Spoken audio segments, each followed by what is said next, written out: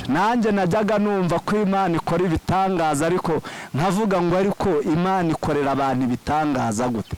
Nkumva ari amagambo. Numvaga Imana yakoraga ibitangaza kera itakibaho, ariko nanjye nabonye igitangaza mu buzima bwanjye ndatangara.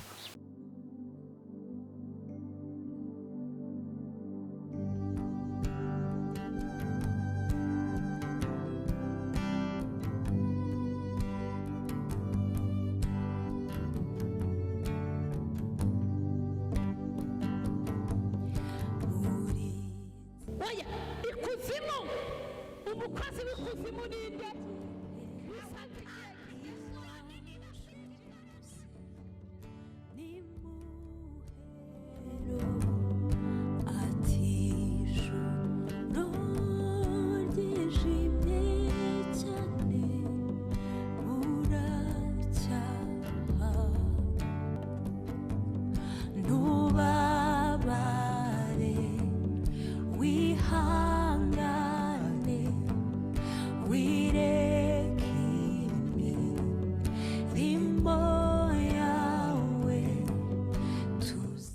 Murakoze Bishop, ndumva iby'Imana birandenze kubivuga mburaho mpera naho njyana. Nabonye Imana mu buryo bukomeye cyane. Imana yangiriye neza kandi ndagushima Bishop.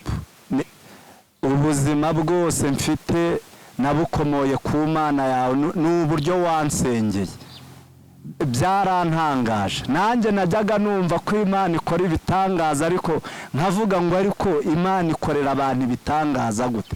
Nkumva ari amagambo. Numvaga Imana yakoraga ibitangaza kera itakibaho, ariko nanjye nabonye igitangaza mu buzima bwanjye ndatangara.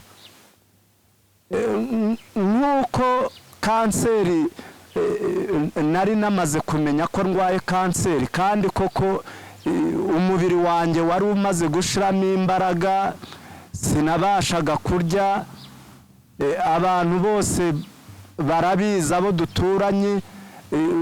Umudamu wanjye yampaga igikombe cy'amata, igikombe nkakinywa ku manywa na nijoro, ariko nabwo ari ugukomeza mpatiriza. Nta mbaraga nari mfite, nta kintu nabashaga gufata.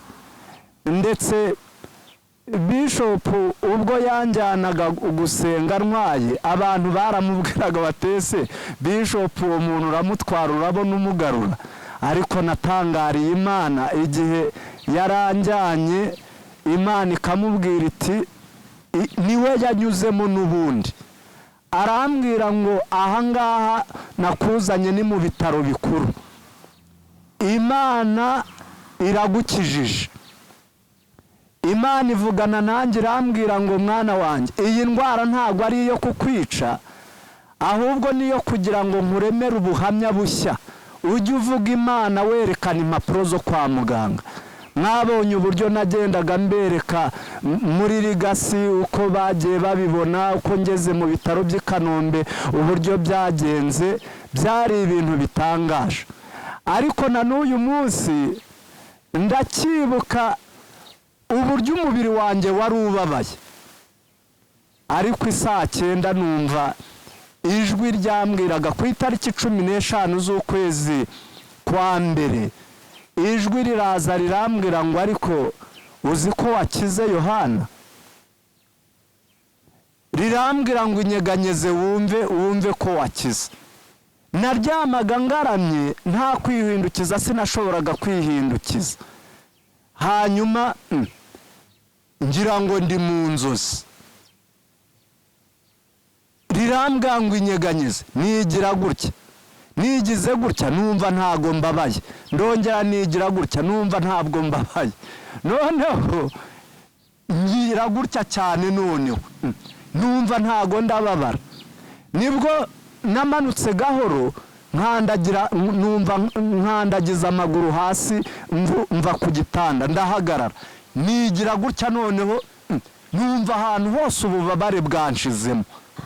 Pastor Fidele, kugira ngo ubu ngubu iki kiganiro gikurikiwe n'abantu benshi, ubu buhamya bukurikiwe n'abantu benshi bakeneye kubona Imana ikora, bakeneye kumva ko koko ku buzima bwabo bamerewe nabi cyane, ariko bakeneye kumva ubwo buhamya hari aho bushobora kubakura. Uratubabarira utwereke uburyo wabikoze, niba warahagurutse uhaguruke nta kibazo, uko wakoze uwo munsi kugira ngo nyine wumve ko hari Imana imanutse muri wowe, nta kibazo bitweretse, nta kibazo, nabyo turashaka kubibona. Ukoze cyane, ndabibereka nta soni binteye kuko ni igitangaza Imana yankoreye, ndatangara. Nari njyamye, byari bigeze isaa 9 amasaha tubyuka tugasengaho, ubwo umudamu niwe wabyukaga agasenga, ngiye ngasenga ndyamye ku gitanda. Igihe rero cyo gusenga kigeze nibwo numvishe ijwi rimbwira ngo Yohana, uzi ko wakize, ngo ikubaganye wumve. Nari ndyamye ku gitanda ntangira kwikubaganya gutya, numva ndi muzima, ngira gutya numva ntabwo ndi gutonekara. Noneho nangaga ko madama byumva, ko numvaga ndi mu nzozi. Noneho manuka gahoro, nshinga amaguru hasi ku gitanda. Igihe nashingaga amaguru hasi nigira gutya, nsanga nakize. Ndavuga se ibi bintu birashoboka, ariko nkongera nkavuga ngo nshobora kuba ndi kurota. Mpamagara madamu ndamubwira nti urabona nabyutse ndahagaze. Arambwira atese kuhagaze byakugendekeye gute? Nizo ibintu byabaye, ndumva nakize. Atese ibyo bintu birashoboka, bigira gutya kuko n'isazi yankoragaho ngataka, sinabashaga guhagarara, sinabashaga kugenda. Nigira gutya nsanga umubiri wose ndi mutaraga. Nawe arebye aratangara, arumirwa. Tumaranye igihe ndakuzi cyane. Icyo gihe wari urwaye nanjye byaramvunaga mu mutima wanjye, kuko nakurebaga nsanzwe nkuziho kubyina, nsanzwe nkuziho kubyina cyane mu rusengero, ugahimbarwa ukabyina. Ese icyo gihe wururuka ku gitanda ukigira uko nguko, ugira utya kugira ngo wumve uko umeze, ntago ya mpano yawe yo kubyina yabe yarakujemo nako kagacika kugira ngo wumve ko imbaraga zaje? Murakoze Bishop. Ntago kuva izo saha nongeye kuryama, ahubwo nakomeje ngenda mu cyumba, ibintu numva byandenze, nkavuga ngo ese Imana irahari, iza igakora igitangaza, ikiganza cy'Imana kigakora ku muntu ako kanya agakiriraho. Nari nzi yuko inagukije yagukiza gahoro gahoro, ariko ukuntu nari imeze ako kanya nsanga nakize. Uwo munsi bwake ari kuwa 4 ni umunsi w'amateraniro. Numvaga mfite ishyushyu ryo kugira ngo kuko tuzinduka tugira umutwe usenga, ubanza mu rusengero ukabanza ugasengera amateraniro, kandi nanjye nkurimo. Nashakaga nanjye kuboneka muri ayo materaniro muri icyo gitondo kugira ngo nshime Imana. Ubwo rero narazindutse nahabaye uwa mbere. Mpageze ninjira mu iteraniro, ubwo rero numvaga nyotewe no kubyina. Nubwo umubiri wari ufite imbaraga nkeya, ariko numvaga imbaraga zagarutse. Ubwo nanjye mfatanya n'abandi ndabyina, cinya akadiho, cinya umudiho, cinya umudiho. Yo, ndanezerwa mu buryo butangaje, abantu barareba nabo barumirwa. Habayeho umunezero utangaje uwo munsi. Pastor, njyewe mfite amatsiko, hari n'abandi bafite amatsiko. Umuntu wari umaze ngira ngo wafashwe kuva mu kwezi kwa 8 kwa 2018, wakize mu kwezi kwa kangahe? Kwa mbere kwa 2019. Ibyo byose ntago hari haciyemo iminsi minini, ariko ibyo byose niyo warwara n'iminsi 2-3 utarya utanywa, umubiri uranegekara cyane. Muri iyo minsi wari umaze waranegekaye, n'isazi yagukoragaho ukababara, niko watubwiye. ngenda ashaka kunyereka geste y'ukuntu wabyinnye uwo munsi mu gitondo. Iryo wasenze saa 9 ni wabonye ukuboko kw'Imana, nibwo Imana yagukijije. Wabyinnye ute? Yo nta mbaraga nari mfite, ariko umunezero nari mfite mu mubiri wanjye. Numvaga imbaraga zangarutsemo.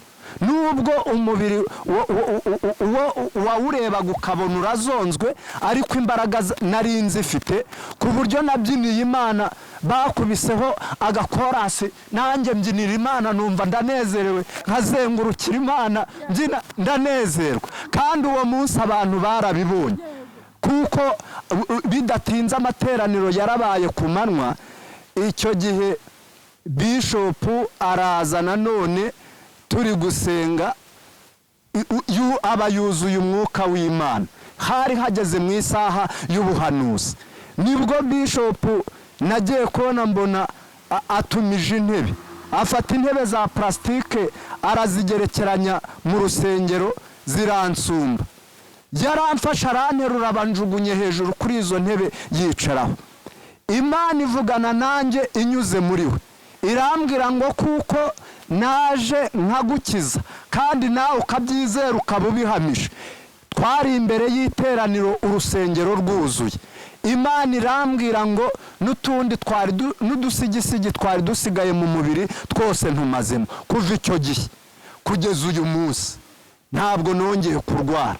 Ubwo kandi nari mfite randevu yo ku itariki 2 z'ukwezi kwa 2, nibwo nagombaga kujya kwa muganga mu bitaro by'i Kanombe, aribwo bazajya kunkamura amazi yo mu bihaha kugira ngo bazabone uko bamvura kanseri. Nari mbitegereje kugeza uwo munsi. Kuri iyo tariki ninjira kuri iyo tariki ya 2 nari naramaze kuba muzima. Ubwo nsubiye kwa muganga, barebaga impapuro zo kwa muganga n'uburyo nari imeze, bakareba CD nari mfite.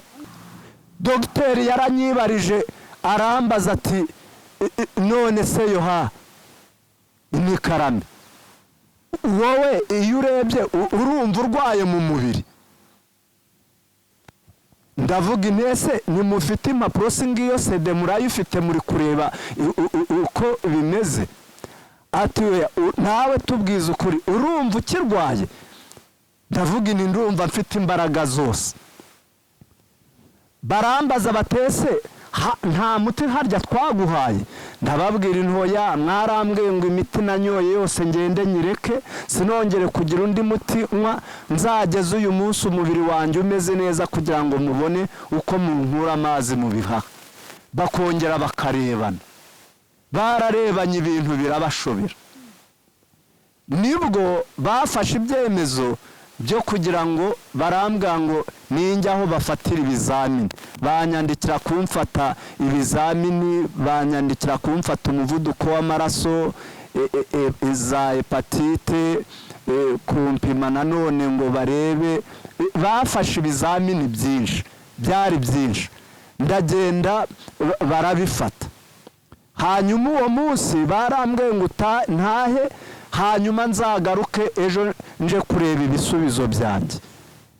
Nje kwakira ibisubizo umunsi w'ejo nka saa 8, nsubiye kwa dogiteri. Dogiteri yararebye arumirwa, arambwira ati reka nkubwire Yoha, genda Imana wasenze ukomeze uyisenge. Nkurahije ukuri nta kintu na kimwe urwaye mu mubiri. Ati ibi bintu ntago bijya bibaho. Hanyuma ntahanezerewe, ndatangara nuko. Ubwo rero bantu b'Imana, umushumba wanjye nabuze ikintu namukorera. Imana yamukoresheje ngakira kanseri. Iyi Mana yarantangaje, kandi nanjye iyi Mana nzahora nyikorera, ntago nzigira nyivaho n'umunsi n'umwe. Iyi Mana nzahora nyikorera. Uko Imana yari iri kera n'uyu munsi ni kwikiri. Uko yakizaga abantu kera n'uyu munsi ni kwibakiza. Ndi umugabo wo kubihamya, ndi umugabo wo kubihamya. Bisho, Imana ibaha umugisha. Pastor Fideli, Imana iguha umugisha. iyi Mana ni niki uyu mwanya wabwira nk'abantu bacitse intege, nk'abantu babuze ibyiringiro, abantu bari kwa muganga barwaye bamazemo imyaka, niki wababwira? Ko hari benshi bacika intege bumva ko Imana idashoboye, bizereye mu baganga cyangwa bizeye nibyo no mu muganga bamwizera mugakira, ariko ni ikihe kintu ugiye kubabwira? Ese ni irihe jambo, uri umupasiteri, umukozi w'Imana, ni irihe jambo uyu munsi wadusomera aya masaha twakwizereramo Imana, tukizereramo Imana, abagukurikiye bose bakizera iyo Mana, bakayihanga amaso, bakayinambaho, kuko ari Imana ifite aho ikura, ifite n'aho igeza. Murakoze nyakubahwa Bishop.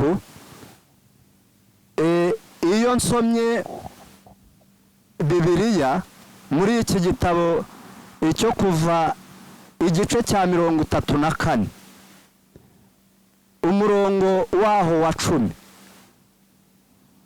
hari amagambo avuga ngo Imana yaravuze ngo nzakorera ibitangaza imbere y'ubwoko bwanjye bwose, ngo bitigize gukorwa mu isi yose cyangwa mu ishyanga ryose. Abantu bose bakugose bazabona icyo Uwiteka akora. Yesu nashimwe. Ibitangaza uyu munsi ndi kuvuga ntago ari ibi gusa Imana yankoreye, ni byinshi, ariko no kugira ngo umuntu akire kanseri ni igitangaza gihambaye. Kanseri iyo yafashe umuntu ariheba bikarangira, ntabwo nari nakumva umuntu Imana yakijije bene ako kageni, keretse umuntu ibyo ngibyo birimo ni ubyumva.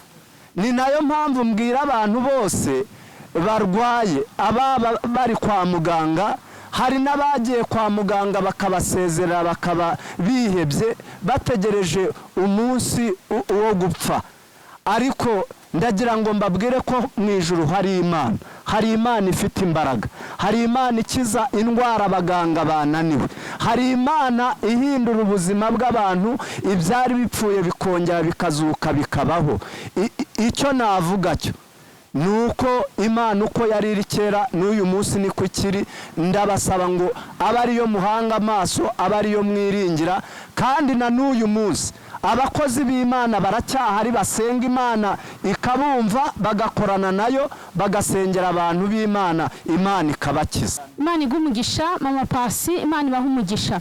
Ariko hari akantu kanejeje cyane, ikintu kinejeje muri ubu buhamya, nejejwe n'Imana ikiza, ariko nkanezezwa nanone nuko mutigeze murwara ngo muhere mu nzu, mwarwaye mugafata inzira ya mbere vuba mukajya kwa muganga, abaganga bakababwira uburwayi murwaye, mukagendera kuri gahunda zo kwa muganga, ariko mukibuka no gushaka Imana, mukibuka no kwiyegereza Imana, kuko ni ibintu binejeje cyane. Mumbabarire, ndagira ngo mbahe nk'umunota umwe mugire icyo mubwira abantu badukurikira, nk'abantu barwara bagahera mu rugo, ukumva urababara ugahera mu rugo ntujye mu bitaro. Ibyo bintu murabibwirira hika abantu, murababwira iki? Abantu bakwiye gukora iki? Abantu bakwiye kwifata gute? Ese bakwiye kurwara bagahera mu buriri bakajya kugusenga gusa, cyangwa bakwiye kurwara bakajya kwa muganga bagasenga bagiye no kwa muganga? Jewe nabwira abantu bose barwaye, aho kugira ngo bahere mu buriri cyangwa bajye gusenga gusa, hari igihe umukozi w'Imana ashobora kubahanurira uburwayi barwaye ntibabyemere batigereye kwa muganga.